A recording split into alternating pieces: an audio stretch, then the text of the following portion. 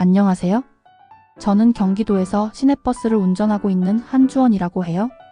올해 42살이고 15살 딸 서린이와 11살 아들 서우를 키우는 싱글맘이에요. 2019년에 이혼하고 혼자 아이들을 키우면서 2020년부터 버스회사에서 일하고 있어요. 제가 겪은 일을 이야기해보려고 하는데 정말 길고 복잡한 일이었어요. 끝까지 들어주시면 감사하겠어요. 1. 매일 새벽 4시 반, 차고지는 아직 캄캄해요.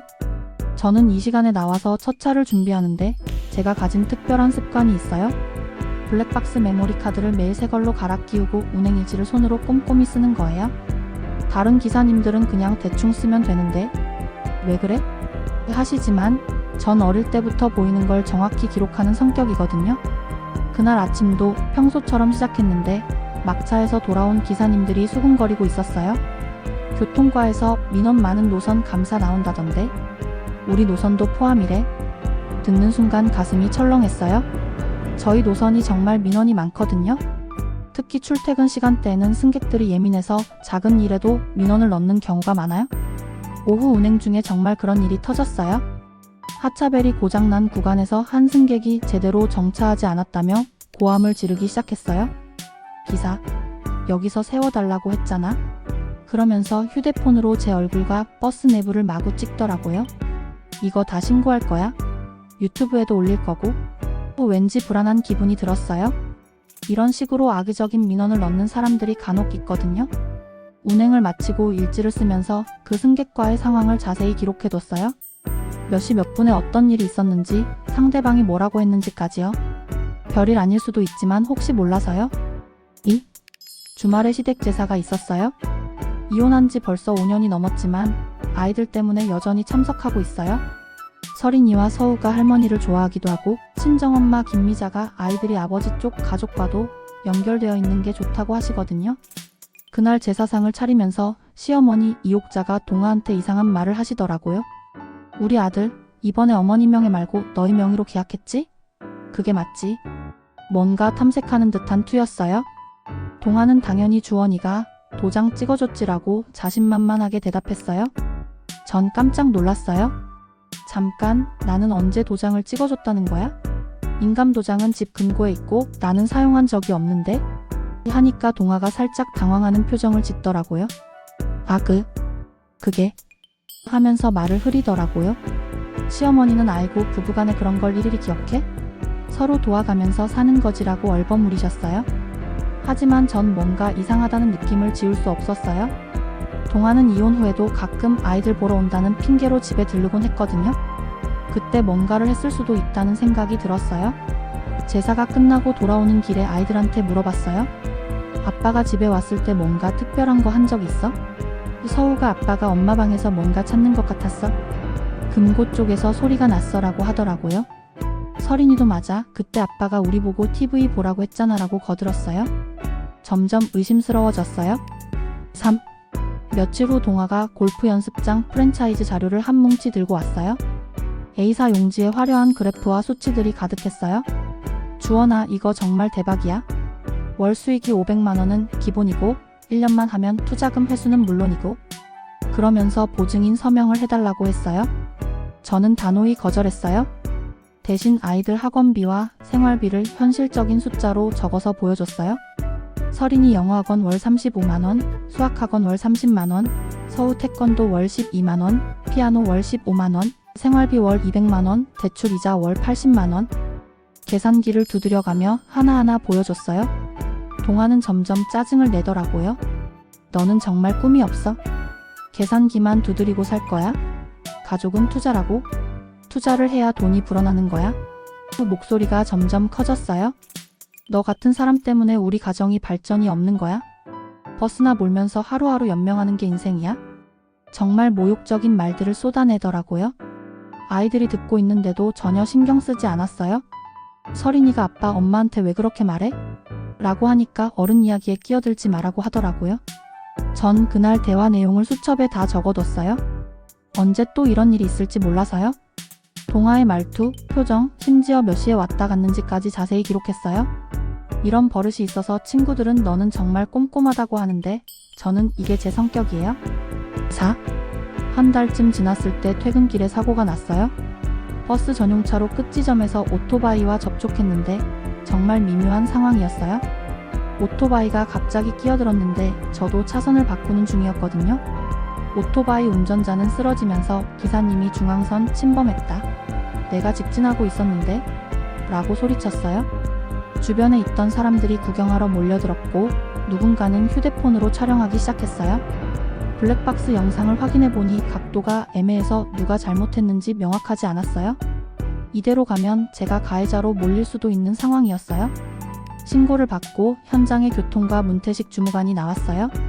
처음 본 분인데 무뚝뚝하고 원칙적인 느낌이었어요. 법규를 자세히 설명해 주시면서 양쪽 말을 다 들어보시더라고요.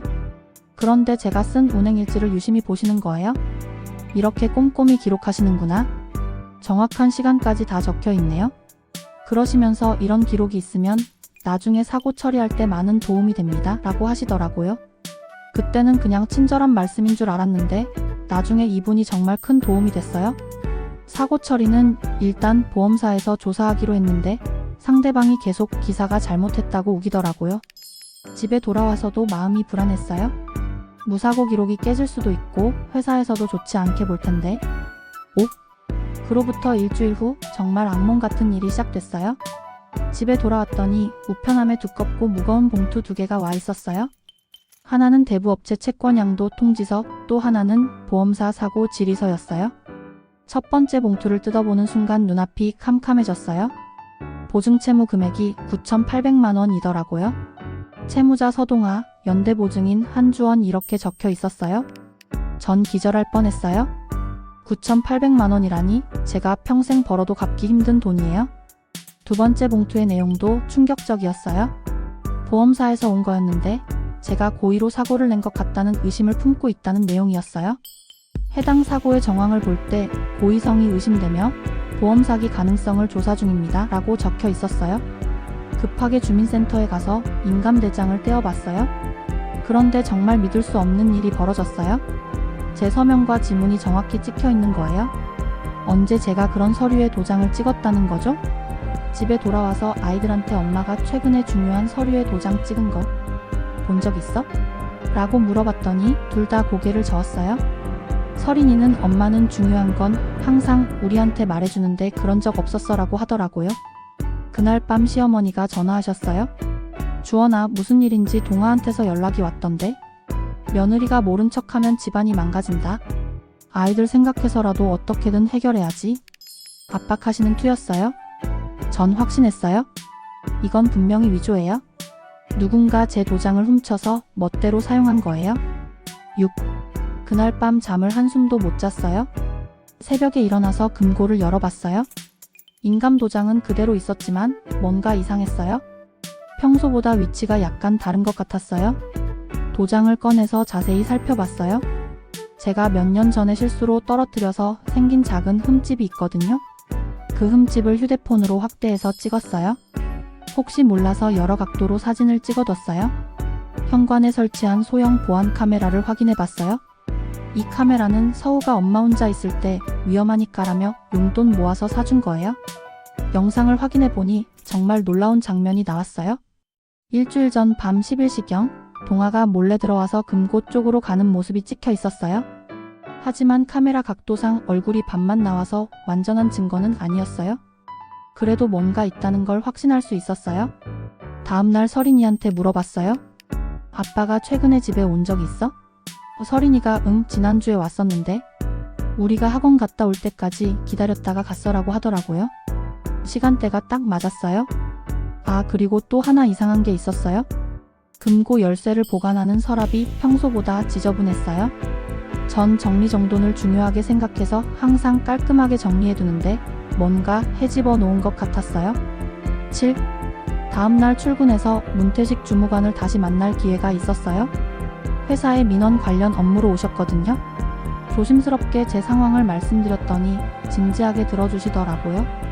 민원이 많던 노선의 CCTV 영상은 차고지 서버에 백업본이 따로 보관됩니다. 본사 서버와는 별도로 6개월간 저장되죠. 정말 중요한 정보였어요. 혹시 필요하시면 회사 측에 공식 요청하시면 열람할 수 있어요.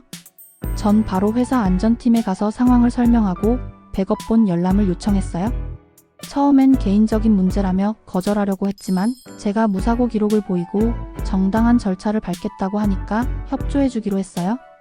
동시에 주민센터에서 인감증명 발급 내역을 자세히 뽑아봤어요. 언제 누가 발급받았는지 다 나오거든요. 그리고 인감대리 발급 신청서도 받아서 필적 감정을 의뢰할 준비를 했어요. 친정 엄마한테도 상황을 설명드렸어요. 엄마는 이런 일이 있을 줄 알았다. 그 사람 원래 그런 사람이야 라고 하시면서 증거를 확실히 모아야 한다고 조언해 주셨어요. 엄마도 젊을 때 억울한 일을 당해보신 경험이 있어서 이런 상황을 잘 이해해 주셨어요. 하나씩 퍼즐을 맞춰 나가는 기분이었어요. 복잡하고 어려웠지만 제가 평소에 기록하는 습관이 있어서 체계적으로 접근할 수 있었어요. 8. 주말에 또 시댁에 갔어요. 이번엔 시어머니 친구분들이 모여서 화투 치시는 자리였는데 스마트폰으로 동영상을 보고 계시더라고요. 동화가 시어머니께 현금 봉투를 드리는 영상이었어요. 어머니 이번 달 용돈이에요? 아들이 효도하는 게 당연하죠. 이런 식으로 말하면서 찍은 영상이었어요. 친구분들이 아이고 효자네. 요즘 이런 아들 어디 있어? 라며 부러워하시더라고요. 그런데 영상을 자세히 보니까 이상한 게 있었어요. 화면 하단에 서류가 보였는데 거기에 법무법인 도장이 찍혀 있는 게 잠깐 나왔어요. 전 그 장면을 빨리 정지 화면으로 캡처했어요. 나중에 집에서 그 캡처 화면을 확대해 보니까 정말 놀라운 사실을 발견했어요. 그 법무법인 도장이 인터넷에서 파는 가짜 스탬프와 똑같았어요. 검색해 보니까 진짜 그 법무법인은 3년 전에 폐업한 곳이었어요. 시어머니는 그날도 저한테 며느리 체면은 우리가 세워줬다. 동화가 그동안 얼마나 너한테 잘했는데 이제 와서 배신하면 되겠어? 라고 하시더라고요. 전형적인 가스라이팅이었지만 전 더 이상 흔들리지 않았어요. 오히려 어머니, 저는 아무것도 배신한 적 없어요. 제가 서명한 적도 도장을 찍어준 적도 없는데 제 명의로 9,800만 원 보증을 선 거잖아요. 이게 정상이에요? 라고 차분히 말씀드렸어요. 9. 차고지 서버 백업본을 확인할 날이 됐어요. 안전팀장과 함께 서버실에 가서 해당 날짜 영상을 찾아봤어요. 처음에는 별거 아닌 줄 알았는데 시간대별로 자세히 보니까 놀라운 사실을 발견했어요. 오토바이가 고의로 끼어든 게 선명하게 나왔어요. 제가 차선을 바꾸기 훨씬 전부터 오토바이가 뒤에서 따라오면서 기회를 노리고 있었던 거예요. 그리고 접촉 순간에도 일부러 넘어지는 것 같은 부자연스러운 동작이 보였어요. 더 놀라운 건 안전팀장이 이 번호판 어디서 본 것 같은데라며 과거 사고 기록을 뒤져본 거예요. 정말 놀랍게도 같은 번호판이 지난 2년간 비슷한 사고를 무려 7번이나 낸 이력이 있었어요. 이건 전형적인 보험 사기 패턴이네요. 주로 버스나 트럭 같은 대형 차량을 상대로 하고 항상 애매한 상황을 만들어서 합의금을 노리는 수법이에요. 안전팀장이 설명해 주었어요. 전 이 모든 증거를 USB에 복사해서 경찰과 보험사에 제출했어요. 보험사 조사관이 이 정도 증거면 보험 사기가 확실하고 기사님은 피해자예요 라고 말해 주었어요. 드디어 뺑소니 누명에서 완전히 벗어날 수 있었어요. 정말 기분이 후련했어요. 평소에 블랙박스를 꼼꼼히 관리하고 운행일지를 상세히 기록하는 습관이 이렇게 도움이 될 줄은 몰랐어요. 10. 필적 감정 결과가 나왔어요. 전문 감정기관에서 한 결과라서 법적 효력도 있었어요. 인감대리 발급 신청서의 서명은 동화의 필적과 90% 이상 일치했어요. 특히 이응 모양을 쓰는 특징이 거의 똑같았다고 하더라고요. 지문 감정 결과도 충격적이었어요. 제 지문이 아니라 고무 지문 패드로 찍은 흔적이 발견됐다는 거예요. 실리콘 재질의 인공 지문으로 인터넷에서 쉽게 구매 가능한 제품이라고 감정서에 적혀 있었어요. 시어머니 댁 CCTV도 다시 확인해봤어요. 관리사무소에 협조를 요청해서 지난 3개월 영상을 모두 받았어요. 그 중에서 동화가 시어머니 댁을 방문한 날들을 체크해보니까 정말 놀라운 패턴이 있었어요. 매번 늦은 시간에 와서 혼자 뭔가를 하고 가는 모습이 찍혀 있었어요. 특히 한 번은 시어머니가 잠든 후에 와서 방 안에서 뭔가를 꺼내는 모습까지 보였어요. 화질이 좋지 않아서 얼굴은 명확하지 않지만 체형과 걸음걸이로 동화가 확실했어요. 결정적인 증거를 하나 더 발견했어요. 동화 차량의 내비게이션 기록이에요. 제가 이혼 소송할 때 변호사가 혹시 모르니까 상대방 차량 이동 경로도 확인해 보라고 했었거든요. 내비게이션 회사에 정보 공개 청구를 했더니 동아가 인감. 위조한 날 밤에 제 집 앞을 2번이나 왔다 갔다 한 기록이 나왔어요. 이제 퍼즐이 완전히 맞춰졌어요. 사문서 위조죄와 사기죄로 고소장을 작성해서 경찰서에 접수했어요. 10일 고소장이 접수되고 며칠 후 동아가 급하게 찾아왔어요. 완전히 다른 사람이 된 것처럼 초라한 모습이었어요. 주원아, 이거 좀 합의로 해결하자. 내가 회사에서 성과급 나오면 다 갚을게. 하지만 제가 조사해보니까 그 골프 연습장 프랜차이즈 본사 자체가 문제였어요. 사업자 등록증은 있지만 실제로는 거의 유령 회사나 다름없었어요. 임대료만 받고 실제 운영은 각자 알아서 하라는 식이었거든요. 더 놀라운 건 동아가 여러 명한테 같은 수법을 써왔다는 거예요. 경찰 조사 과정에서 밝혀진 건데 동아는 지난 2년간 친구들이나 지인들 명의로 총 3억 원 가까운 대출을 받았다고 하더라고요. 나도 속은 거야. 본사에서 보장한다고 했는데. 동아는 이렇게 변명했지만 경찰은 충분히 예견할 수 있는 사기였다고 판단했어요. 특히 가짜 법무법인 도장까지 사용한 걸 보면 계획적인 범행이라는 거죠. 전 양육비 이행 공단을 통해서 밀린 양육비 압류 절차도 밟았어요. 동아 통장에서 매월 자동으로 빠져나가도록 조치한 거죠. 아이들한테는 아빠가 잠시 힘든 일이 있다고만 했어요. 제가 아무리 화가 나도 아이들 앞에서는 아빠를 나쁘게 말하고 싶지 않았거든요. 그날 밤 서린이가 제 방으로 와서 엄마 괜찮아? 라고 물어보더라고요. 아빠 때문에 속상하지? 정말 똑똑한 아이예요. 전 서린이를 꼭 안아주면서 엄마는 괜찮아? 우리가 함께 있으니까 라고 했어요. 12. 그런데 정말 뜻밖의 도움이 나타났어요. 예전에 제게 악성 민원을 넣었던 그 승객 때문이었어요. 그 사람이 다른 버스 기사들한테도 비슷한 일을 하고 다닌다는 글이 온라인 커뮤니티에 올라온 거예요. XX번 버스에서 만난 민원꾼 조심하세요.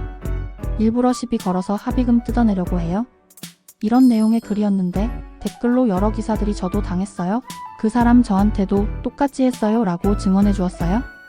그 글을 본 어떤 분이 제 운행일지 사진을 공유하면서 이 기사님은 평소에도 기록을 정말 꼼꼼히 남기시는 분이에요. 저는 이분 버스 자주 타는데 진짜 성실하고 친절하세요 라고 써주셨어요. 그 댓글이 화제가 되면서 다른 승객들도 증언을 해주기 시작했어요. 맞아요. 그 기사님 정말 안전운전하세요. 시간도 정확하고 승객한테도 친절해요. 그런 분이 고의로 사고 낼 리 없어요. 이런 식으로요. 회사에서도 제 무사고 운행과 성실성을 공식 확인서로 발급해줬어요. 5년간 무사고, 지각이나 결근 한 번 없음, 승객 칭찬 민원 다수, 이런 내용이 들어있었어요. 안전팀장이 이런 확인서 발급해달라고 하는 기사는 처음이라고 하시더라고요. 정말 기록에 힘을 실감했어요.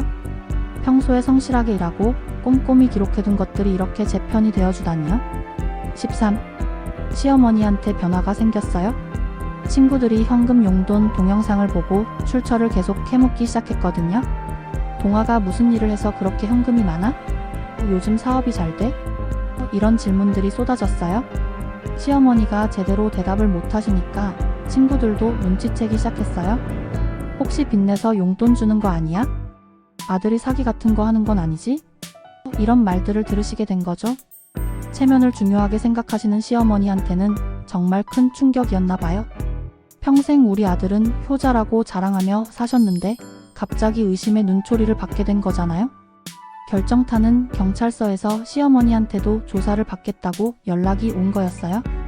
아들의 범행에 연루되어 있는지 확인이 필요하다는 내용이었어요. 시어머니는 완전히 패닉 상태가 되셨어요. 동아는 엄마 때문에 일이 더 커졌다며 시어머니를 탓하기 시작했어요. 엄마가 괜히 용돈 받는 걸 자랑하고 다녀서 이렇게 된 거야? 정말 한심했어요. 자기가 저지른 일인데 어머니한테까지 책임을 떠넘기다니요? 그때 시어머니가 처음으로 아들 편이 아닌 손주들 편을 드셨어요. 동아야, 네가 뭘 했든 상관없어. 하지만 서린이와 서우한테 피해주는 건 안 돼. 그 아이들이 뭔 죄야? 그러시면서 쟤한테 전화하셨어요. 주원아, 미안했구나. 내가 너무 모르고 살았나 보다. 그 말씀을 들었을 때 정말 복잡한 기분이었어요. 미워하기도 했지만 한편으로는 안쓰럽기도 하고요. 14. 드디어 재판날이 됐어요. 제가 모은 증거들이 모두 법정에 제출됐어요. 블랙박스 원본 영상, 차고지 서버 백업 영상, 인감 대리 발급 서류, 지문패드 감정서, 시댁, CCTV 영상, 가짜 법무법인 스탬프 캡처까지. 정말 완벽한 증거 세트였어요. 제 변호사가 이 정도 증거가 있으면 승소는 확실하다고 했어요. 하지만 전 끝까지 긴장을 놓지 않았어요. 법정에서는 무슨 일이 일어날지 모르니까요. 동아 측 변호사는 실수였다, 악의가 없었다고 주장했지만 재판부는 받아들이지 않았어요. 특히 가짜 법무법인 스탬프와 고무 지문패드 사용은 명백한 계획범죄라고 판단했어요. 증인으로 나온 문태식 주무관이 한주원 기사는 5년간 제가 담당한 노선에서 민원이 가장 적은 모범 기사라고 증언해 주셨어요. 온라인에서 저를 증언해준 승객들의 글들도 증거로 채택됐어요. 재판부는 보증계약 무효와 손해배상 일부 인용을 선고했어요. 동아는 사문서 위조와 사기죄로 징역 1년 6개월의 집행유예 2년, 사회봉사 200시간을 선고받았어요. 양육비는 앞으로 강제 집행이 가능하게 됐고 제가 입은 정신적 피해에 대한 위자료도 받게 됐어요. 판사님이 피고인의 행위는 가족에 대한 배신이자 사회 질서에 대한 중대한 도전이라고 하시면서 피해자의 꼼꼼한 기록과 성실한 생활 태도가 진실을 밝히는 데 결정적 역할을 했다고 말씀해 주셨어요. 법정을 나오면서 정말 후련했어요. 힘든 싸움이었지만 결국 이겨낸 거죠. 15. 재판이 끝나고 3개월 후 회사에서 저를 교육 담당 기사로 승진시켜줬어요. 신입 기사들에게 안전운전과 기록 관리의 중요성을 가르치는 일이었어요. 제가 겪은 일이 알려지면서 기록하는 운전의 중요성이 부각됐거든요. 신입 기사들한테 항상 강조하는 게 있어요. 보이는 걸 정확히 기록하세요. 언젠가는 여러분을 지켜주는 증거가 됩니다. 제 경험담을 들려주면 다들 진지하게 들어요. 문태식 주무관은 시에서 새로운 프로젝트를 맡게 됐어요. 보행안전 플랫폼 시범 사업이라고 무정차 민원을 줄이고 실제 교통사고도 예방하는 시스템이에요. 저한테 현장 PM으로 참여해달라고 제안하셨어요. 처음엔 제가 할 수 있을까요? 라고 망설였는데 문 주무관이 한 기사님만큼 현장을 잘 아는 사람이 없어요 라고 하시더라고요. 새로운 도전이지만 의미 있는 일이라고 생각해서 승낙했어요. 서린이는 학교에서 진로체험 보고서를 발표했어요. 주제가 우리 가족의 직업 탐구였는데 엄마인 저를 모델로 택했대요. 우리 엄마는 매일 정확하게 기록해서 진실을 지켜냈어요.